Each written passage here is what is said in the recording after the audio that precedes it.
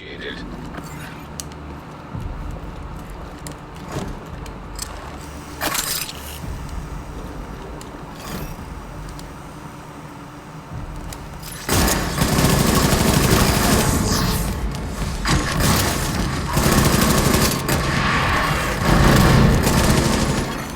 An agent needs assistance.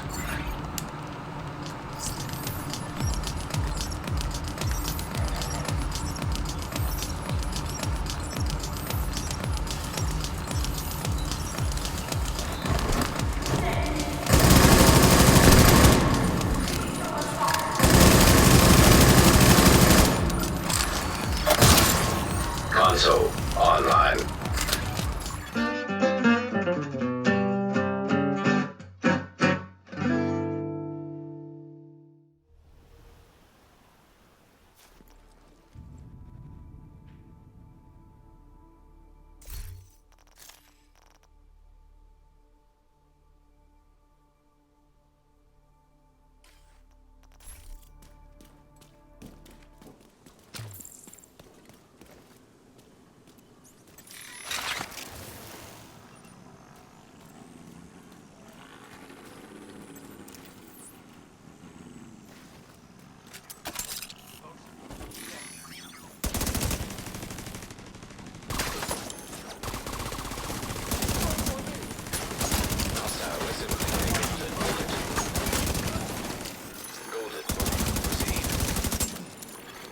Civilians in danger.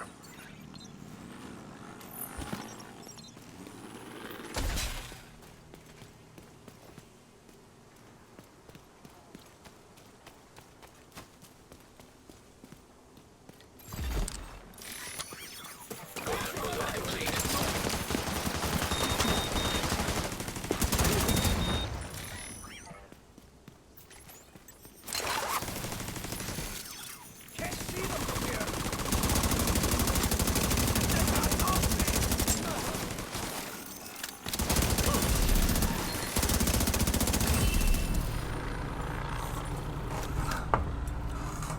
What's up, agents? How y'all doing?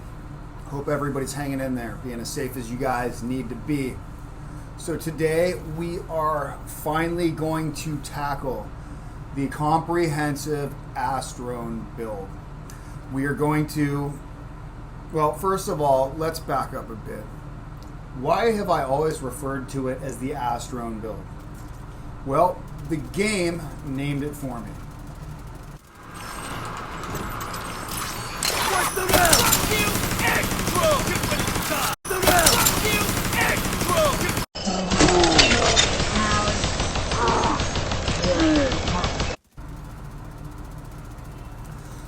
So now that that's out of the way, of course, it also works out because it's the assault turret striker drone build.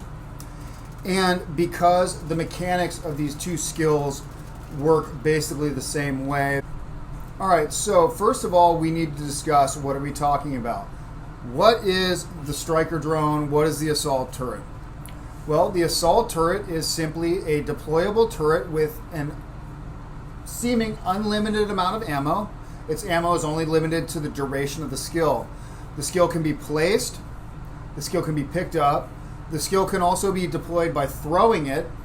The skill can also be discarded like most skills by holding down the skill action button. The drone is a quadcopter. It's equipped with a small weapon on it. It fires a smaller caliber round than the turret does. I don't know this. If I had to guess, I would imagine that the drone is maybe a 5.56, the turret a 7.62. Seems like pretty big bullets, but when we consider that the drone does 60% of the damage of the turret, it sounded good to me. It happens to be calibers that I'm familiar with. So they're probably much smaller than that, but hey, I'm going to go with the 5.56 and the 7.62. The drone can be used in two separate ways.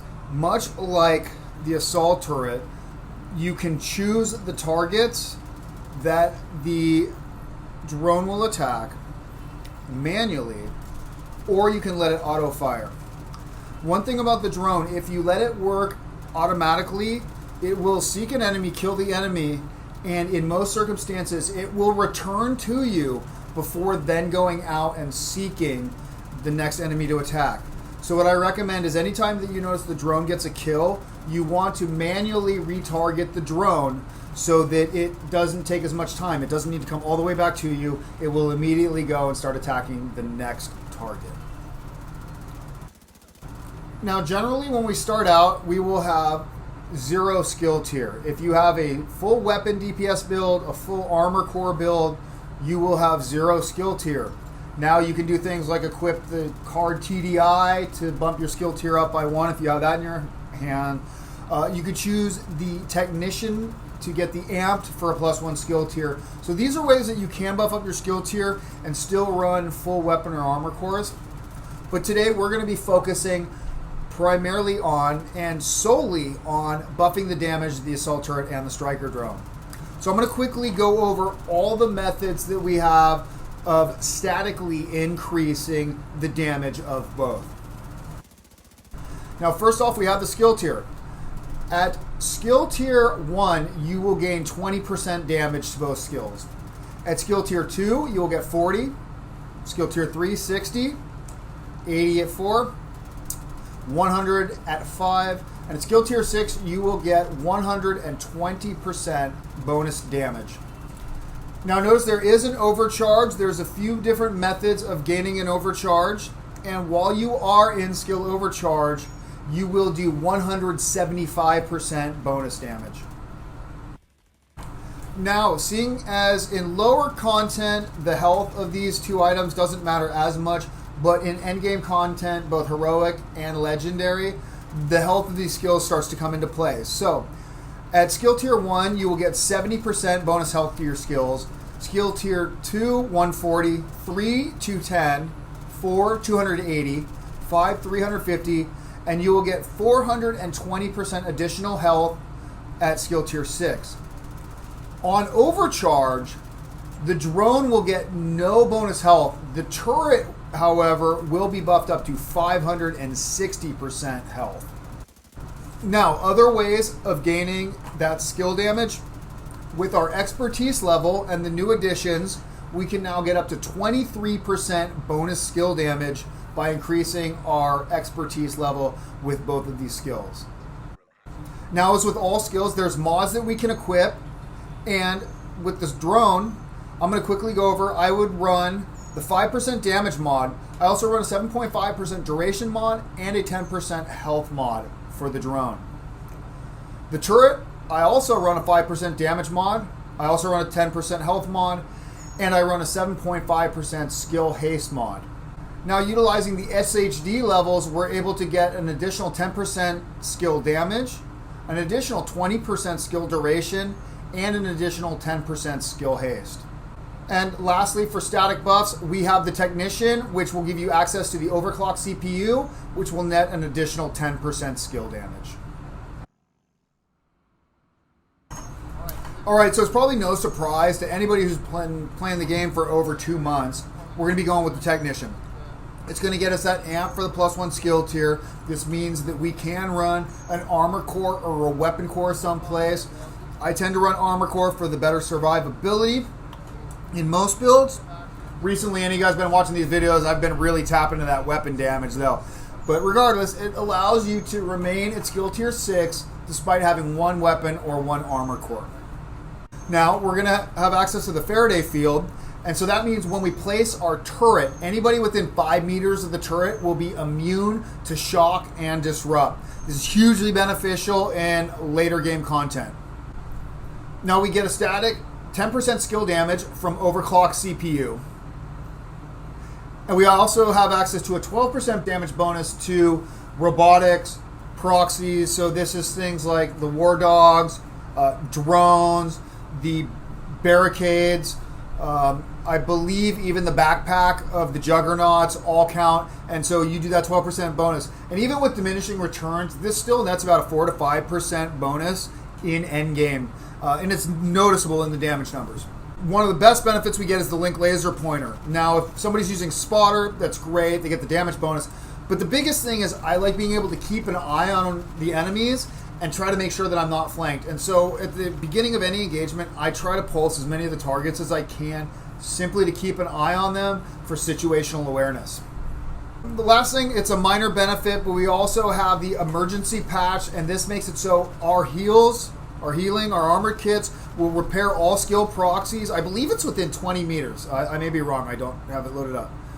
But we got about 20 meters, and it will repair all skill proxies within that. So that can be used to repair skills like your turret, your drone.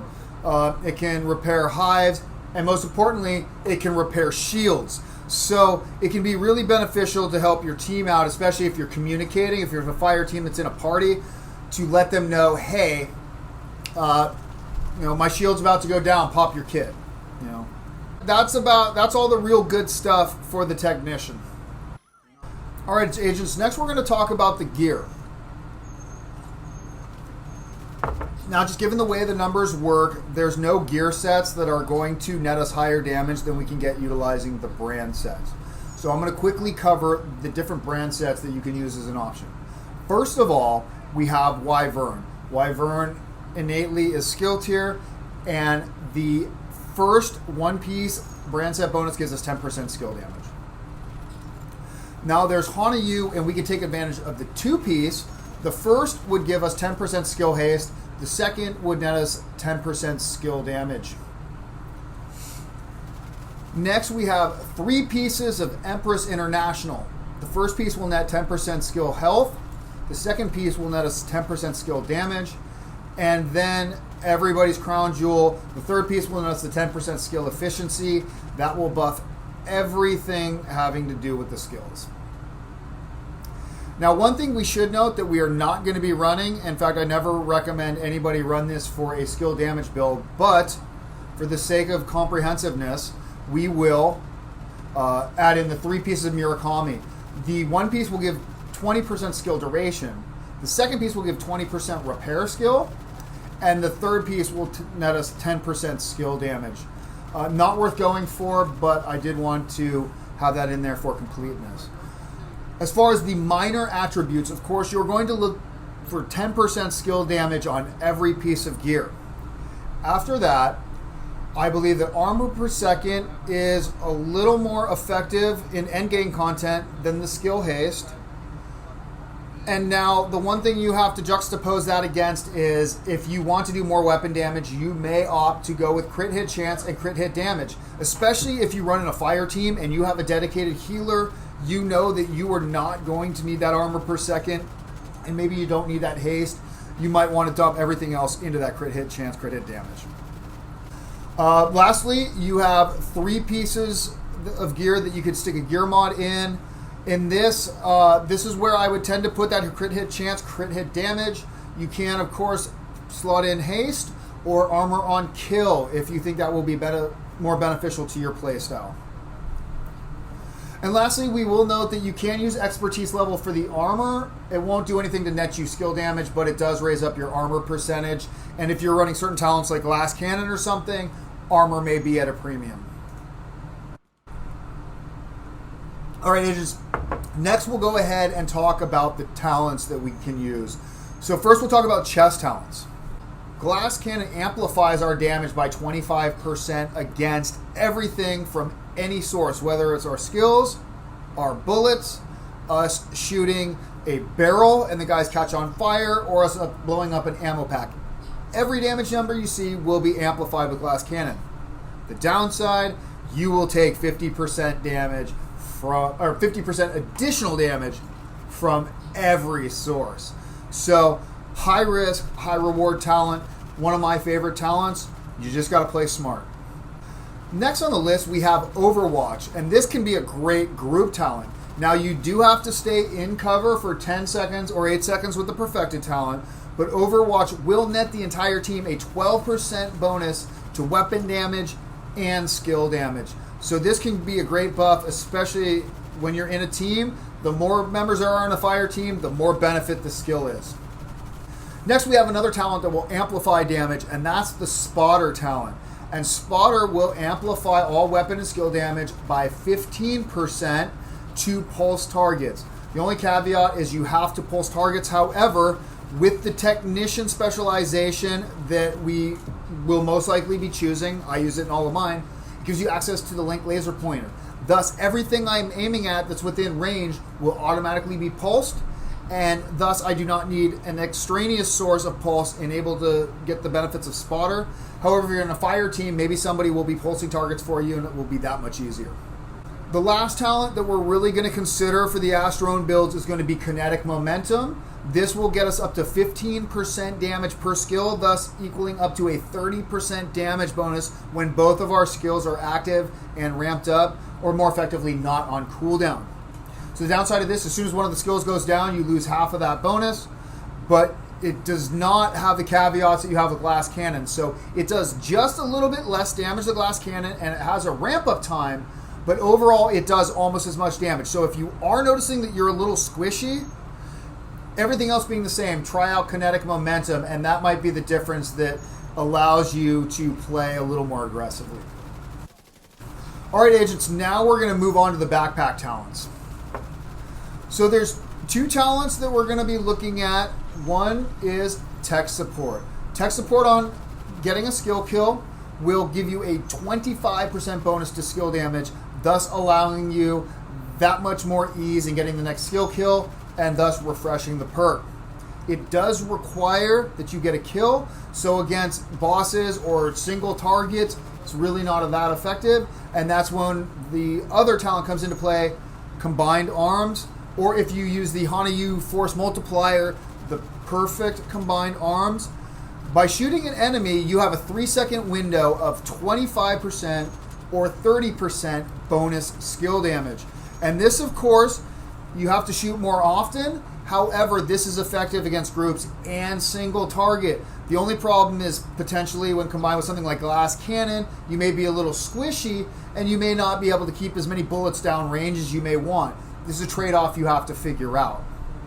Now, one other talent we will mention is opportunistic. If you are using a shotgun or a marksman rifle, then you can use this to proc a damage bonus for the entire team. So this will let the entire team do that 10% multiplicative damage bonus. And this, of course, would be multiplied by the glass cannon amount too, so you can continue to amplify your damage if you use this.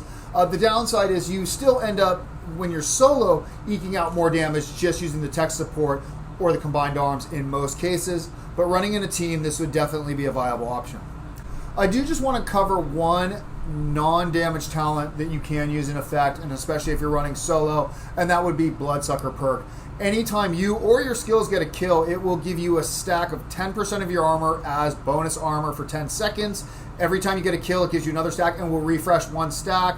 So if you have enough enemies, you can get this stacked up pretty quick. It says it has a maximum of 10 stacks, but in actual gameplay, you guys, if you kill enough enemies, you'll notice it's actually 20 stacks. It will let you get up to 200% of your armor's bonus armor. Of course, you have to have a substantial amount of adds, be able to kill them quick to get those numbers, but it absolutely is possible. Now we're going to quickly go over the weapon talents that you can pick. Like always, I tell you agents to use whatever archetype of weapons or whatever your favorite weapons happen to be. However, not all weapons are created equal, and some will work out to better effect, generally speaking, in this build.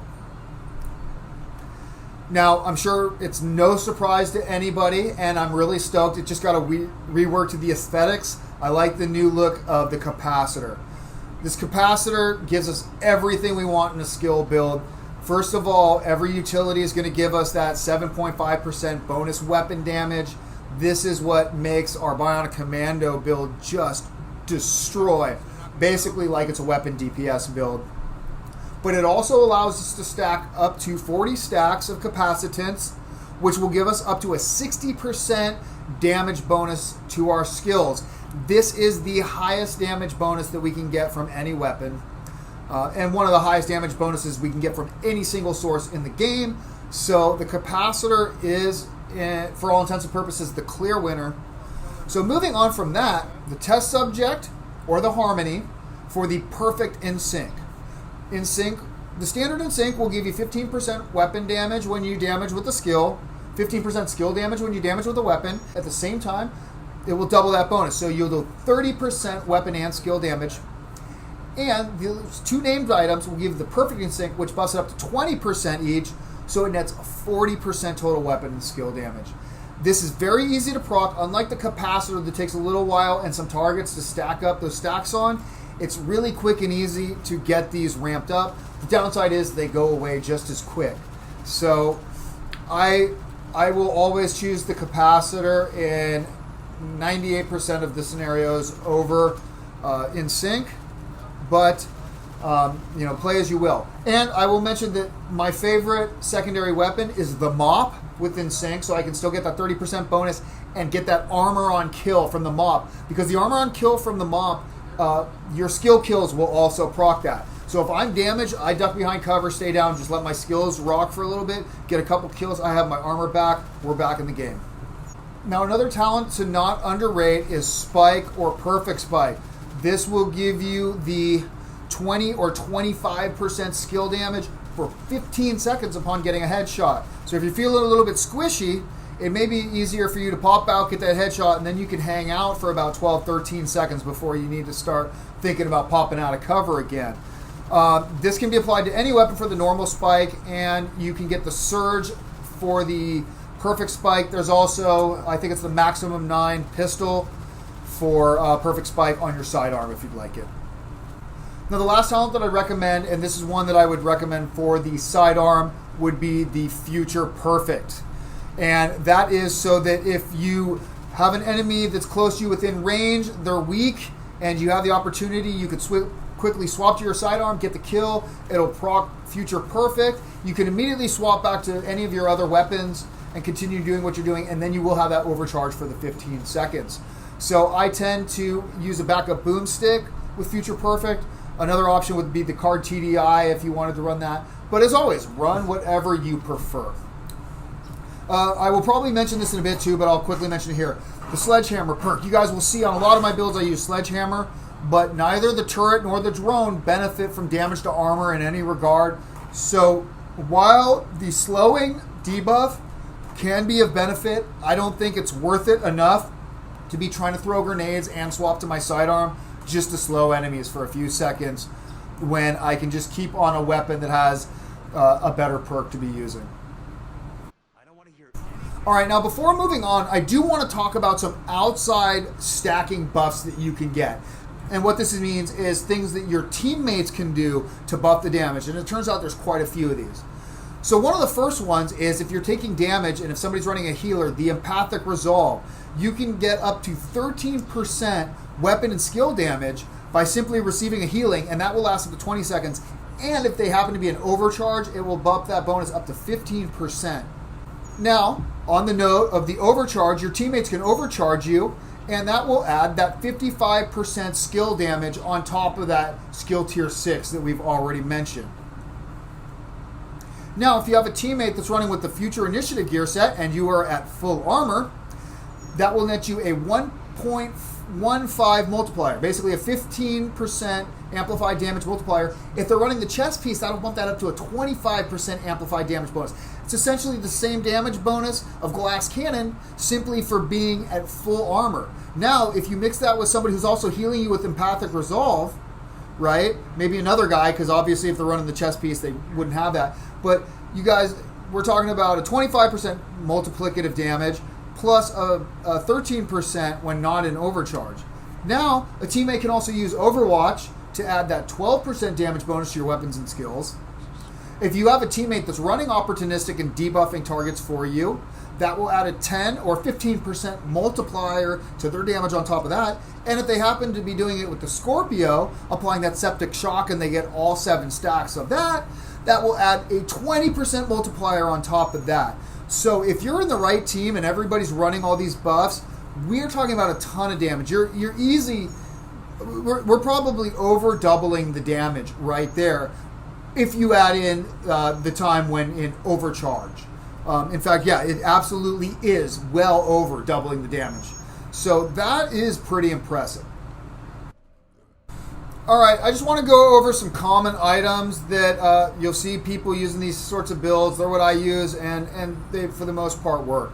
So common weapon choices are the capacitor for the capacitance perk, and the weapon damage bonus. Something like the Text Subject or the Harmony for the perfect in sync, the Surge for perfect spike. In the offhand, you'll get things like the Mop for the armor on kill, and you could roll spike or in sync onto that. You'll see some people run the Mechanimal just because, they like having future perfect and they like have an easier way of applying it. The one thing I will note, and this is a quick caveat, I don't actually recommend running the Mechanimal. I recommend choosing, if you want to use an assault rifle, choose your favorite. I would choose the custom P416 G3, and then I would put the standard future perfect. And the reason is, the perfect version only helps up to skill tier 6, but once you're in overcharge, it's not 19 seconds. It's only 15 seconds, the same as the standard future perfect. So what we tend to be using it for, we get no bonus using the Mechanimal with the perfect talent. So I just wanted to bring that up real quick. Use a better weapon, unless you really like the Mechanimal, in which case go ahead and use it. And yes, I know I'm calling it the Mechanimal. And then you could also use an LMG. I personally like the tactical M249 Paratrooper, but use whatever you like. And what I like the LMG for is, first of all, it comes with that damage to targets out of cover, which is great. You can mix that up with damage to armor. Unfortunately, none of those affect the damage of the turret or the drone, but it helps to have suppression and give you some bonus damage when you're actually hitting enemies with your weapon. And as I've already mentioned, the card TDI or the backup boomstick is my preferred sidearms, running future perfect on those. And one quick note, if you're not going to be running the capacitor, you may want to consider using the Scorpio for all the different bonuses that will bring. Good exotics to choose from. Of course, we got the Memento. It'll stack up to 60% bonus skill damage if you have the long-term and short-term buff stack, and it has a ton of other buffs there. If you guys aren't familiar with the Memento, familiarize yourselves with it. It's still, even though I'm defaulting more to the NinjaBike these days, I think I'd still have an argument that the Memento is the best exotic in the game. That being said, the NinjaBike, it just adds so much versatility because you can mix and match components, and just that giving you that extra gear or brand set bonus for every piece you have is just, it's top tier. And you can do some things that you can't do with the Memento, so it just changes up the gameplay. So check that out. And the last is the waveform, because this will give you that 30% alternating current, and ultimately you can net some huge numbers with this. So those are the 3 really good exotics I'd recommend. As far as good name gear, you got the Caesar's Guard Empress International chest piece. This will give you the perfectly skilled, which gives you a 30% chance on kill to refresh your skill cooldowns. And I use this to great effect in my out to lunch build, so that I can basically always have skills available. Now, another one that you can choose is the Ferocious Calm. This is the Fenris chest piece, so this will net you that assault rifle damage right there, but it comes with a perfect overwatch. So this is that group 12% damage bonus, and it takes 8 seconds to proc that. Now, another name piece that works great, and it's the most damage that you could squeeze out of the backpack, notwithstanding the Memento, and that's the Hana-Yu Force Multiplier, which gives you access to the perfect combined arms, which gives that 30% skill damage bonus for 3 seconds upon hitting with a weapon. Now, some other fun things is we could use the Claws Out. That's a Wyvern holster, and it has 2 interesting bonuses to it. One, it will give you 9% pistol damage, and the second one is it will give you 500% melee damage. So this is one of the few ways that you could squeeze out a huge amount of melee damage. Unfortunately, the melee damage in this game, it doesn't scale well in endgame, but it looks cool, right? And the Claws Out's a great little holster. But speaking of holsters, what I'd probably recommend instead would be Picaros. And of course, why Picaros? Because you get 15% weapon damage as a minor attribute, right? So that allows you to get that 10% skill damage, 15% weapon damage, and then depending on your build, you can either keep that 170k armor, and Technician will take care of that, so you're still at skill tier 6, or if you're running it differently, and you get skill damage as the native attribute, you can reroll the armor core into skill tier, and then you don't have an issue there. And with the NinjaBike, well, there's some other cool things you can do with that. So that's some of the other builds. We won't get too much into it. But needless to say, NinjaBike allows you to really mix and match some really cool stuff. And that brings us into the next thing, good mixing and matching stuff. So one thing that works really well mixing in that I use a lot is to throw in a piece of Bellstone Armory. This will give you 1% armor regen. And if you use this in conjunction with the build with the NinjaBike, that'll add on the 10% armor on kill. So you'll have 1% armor regen per second and 10% armor on kill. If you happen to couple that with something like the mop, every kill you can get 20% of your armor back. And then if you add in some armor on kill mods, I wouldn't recommend it because you're already going to be getting even the 10% is sufficient. The 20% with the mop is a lot of armor regen on kill. But Bellstone works great as a mix and match. You can also slot in basically any of the weapon damage pieces you want, like a Fenris for AR, Petrov for LMG, you can do Badger for the shotguns, or Overlord for the rifles. There's some other ones. I mentioned those because those are some of the named weapons and the pieces we've talked about. I did want to mention things that will not help out. So I think I've already mentioned to you guys that the damage to armor and damage to targets out of cover do not buff the damage that the striker drone or the assault turret do. So don't try to use sledgehammer. Don't think because you have damage to armor in your weapon slot you're going to be doing any bonus damage. It's not going to do anything. In that same realm, the contractor's gloves, fox prayers, and even the Hollow Man, which adds that damage to health, none of that is going to buff the damage for the striker drone or the turret. It will, of course, buff your weapon damage. So if you're using them for that, and in that regard, fine. Just realize it's not going to... And this video is specifically about the Astrones. All right, guys. So I quickly want to talk about, before I'm going to lay out a couple of...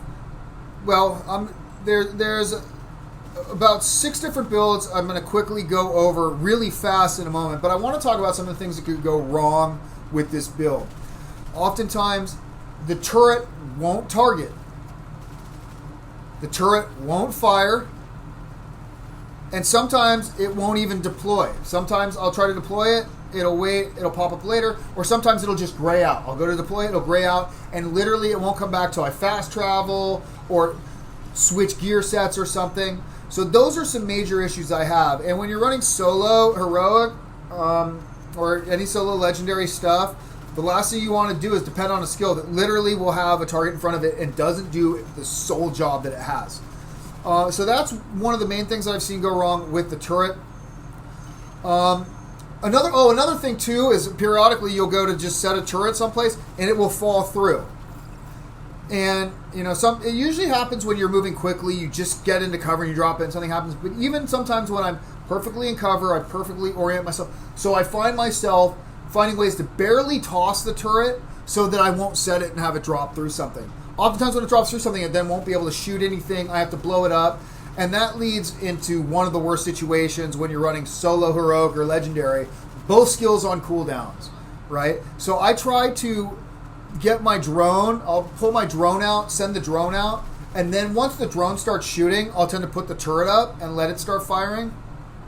And that way they're offset a bit that I can tell and hopefully never have a time when both skills are down. On that note, the drone. What are some things that go wrong with the drone that I haven't already mentioned with the turret? Well, a lot of times the drone will get stuck where it won't go through a door. For whatever reason, I'll be calling it. It tells you it's coming. And there's nothing like being 2 or 3 rooms down the road, and through a mission. And you think, all right, man, everything's working great. And then you realize, holy shit, my drone hasn't been there the whole time. And it happens way more often than I like. Sometimes invisible walls where it just won't come through. There's nothing there. And the drone's just like... So, yeah, that's the biggest problem, the drone. Oh, and then the one other thing is where the drone just won't shoot. It keeps relocating. The target's in one spot, and the drone will keep moving around and it could be shooting the whole time.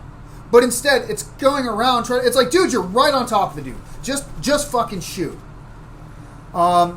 So, And there's really not much you can do about that other than be frustrated and hope the situation fixes itself. All right, guys, so I want to quickly go through 6 different build variations we have here. And it will be quick. I'm just going to showcase. I'm not going to go through everything. I'm just going to show you guys what we're using here. I'm going to tell you the numbers that we got so you can get an idea of what we're working with here and how powerful this build is, and at the same time how variable and versatile it is. So we got our base build, and this is the build that everything else is based off of. This is what started it all back in the day. And well, technically, as soon as Empress came in, it got even better because that we got rid of the Murakami and we used the Empress. But so we use 1 Wyvern. That gives us 10% skill damage. We use 2 pieces of Hana-Yu, including the Force Multiplier for the perfect combined arms for maximum damage on the backpack. And then we use 3 pieces of Empress International. We utilize the Glass Cannon, and then we mix up the Capacitor. So what this will do, this will yield a static damage if we're just sitting there. This is turret damage, by the way. So any of these numbers, if you just multiply them by 0.6, it will give you the damage numbers you should expect and will see with the turret, with the drone in the same situation. So with this base build, if we do not fire our weapon, we do not do anything but take cover, we will be looking at 179,000 damage per bullet from the turret. However, when we stack up all of our buffs to include the Capacitor 40 stacks and the perfect combined arms, we will be looking at 296,000 damage per bullet. So next we're going to talk about the build that will do the actual maximum amount of damage. So this will also take advantage of the Force Multiplier. In this setup, you can use 1 piece of Wyvern for the skill damage, or the 2nd piece of Hana-Yu for the skill damage, and then we'll be using 3 pieces of Empress International, and we will be using the waveform. And the waveform will net us just a little bit more damage than we were able to squeeze out in the base build. So coincidentally, we will actually do a little bit less damage statically. We will only do 170k bullet per bullet static versus the 179. However, when we ramp all the damage up, along with the alternating current, that will buff up that max damage from 296 all the way up to 314,000. And let me reiterate that.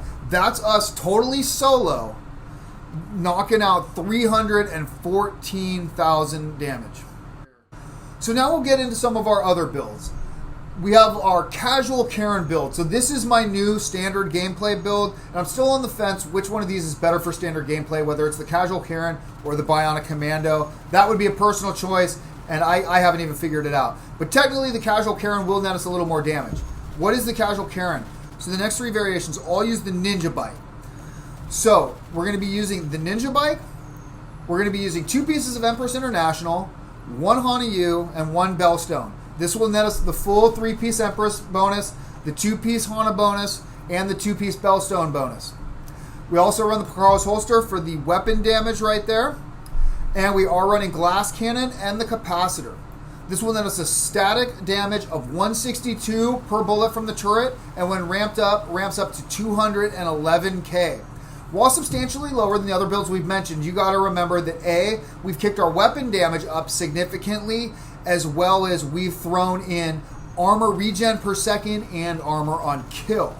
So I believe that those 2 well make up for the difference, and it allows us to put out extra damage for more time since we can take more damage and we're healing.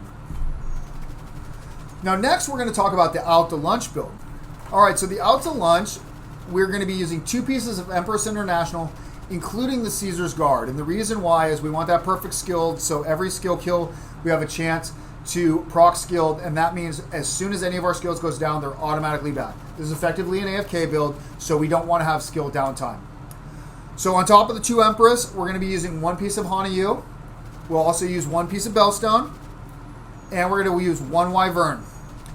We throw on the NinjaBike, and so what this will allow us to do, in this particular case, we've rolled both the Bellstone and the Hana-Yu as armor core. We're still at skill tier 6. This version of the build will yield the lowest damage numbers. However, we have so much armor and so much regen. That's the point, is it's supposed to be more of an AFK.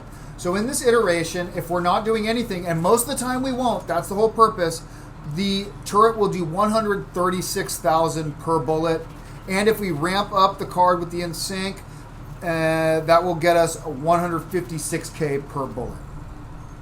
So the crazy thing is, that is basically half of the max we're capable of with the maximum build, but we have out of sight survivability. Now, the last of the Hexotic builds we have is the Bionic Commando, and this is probably, and I'd say arguably, my favorite of all the builds. So again, we're going to have 2 pieces of Empress, we're going to be having a Bellstone, and we're going to have the Picaros. We're also going to add in a Fenris for the assault rifle damage and the stability. And we're capping this with the NinjaBike. So that's going to get us all of our extra bonuses. We're coupling this with the glass cannon and the capacitor. Now, not only will this net us 154k per bullet static and 203k per bullet when ramped up, the thing about this build that you're not seeing is the fact that we have 50% crit hit chance and 99% crit hit damage. So the other thing is that our capacitor is hitting for well over 130,000 per bullet in stock form before adding in any of the crit hit chance or damage. Last build we're going to get into, and just to showcase how amazing that this actual build is our green to gold build. And I mean, it's basically our base build using inferior equipment and this is amazing, we're still putting out 172,000 damage per bullet from the turret, totally bone stock, and all we simply have to do is fire at a target and hit a target, and then 246k from the turret. So that's the third most damage of any of these 6 builds from a build that's based off of green, blue, and purple gear. And why do we call it green to gold? Because the only gold piece we have is a Slayer, and anybody who knows anything knows it's the worst weapon in the game. Can't wait to get that expertise level on it all the way up to 23. All right, agents. So let's see. I'm gonna go here, and just so you guys can see. Just so you guys can see what I do here. This is awesome, dudes. Like when I'm doing this, we got a page of stuff, and like I get in depth on these, and I got to make sure we talked about the damage to armor and the targets out of cover that doesn't work. We talked about all the stuff that doesn't work. We covered all the team buffs. We talked about what it can't do, what it can do. We talked about everything. We even talked about the 6 different builds real quick, and I just keep talking. So, all right, agents. Hey, thank you so much for checking this out. The Astrone has really been the go-to. I do so many builds. We've done so many things in this game, but it just keeps coming back to when you don't know what build's going to work, the fucking Astrone will pull you through. And I can't tell you how many times I've gone in with the green to gold build into Legendary and done the most damage with the most kills of anybody in the group. And these are dudes that are high level with good builds and stuff. It's just that good. So hopefully you guys learned something new today, even some of you veteran guys. If not, this was entertaining. And do me a favor, guys, if it was, please smash that like button. Hopefully by now, I've earned your guys' subscriptions. Best thing you can do to help my channel is to share this video. Anything that I missed, anything you guys would like to see in the future, and, well, just anything you want me to know, leave a comment down below. You agents be as safe as you need to be, and I will catch you all in the dark zone. Peace out, everybody.